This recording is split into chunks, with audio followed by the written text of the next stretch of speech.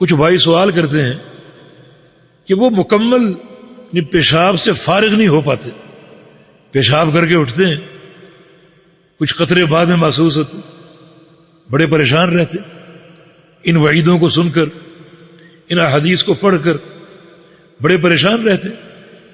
تو یہ ایک مرض ہے جس پر آپ کو اختیار نہیں ہے۔ نبی علیہ السلام کے دور میں بعض خواتین کو استحاضہ کا مرض لاحق تھا۔ یہ ایک بیماری، ایک رگ کھل جاتی ہے اور خون بند نہیں ہوتا۔ ان حیض کے علاوہ یہ استحاضہ کا خون، حیض کا خون صحت کی علامت، اور استحاضہ کا خون ایک مرض ہے، بیماری۔ نبی علیہ السلام کے دور میں بہت سی صحابیات، جیسے حمنہ بنت جہش اور زینب بنت جہش، دو بہنیں تھیں اور دونوں کو یہ مرض لاحق تھا۔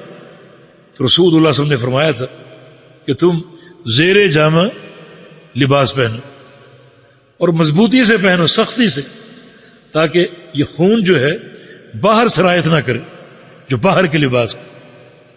تو جن لوگوں کو اس قسم کے پیشاب کا مرض ہے وہ زیر جامہ کچھ پہنے تاکہ اوپر کا لباس پاک رہے، اور وہ پھر وضو کر کے نماز ادا کر سکتے ہیں۔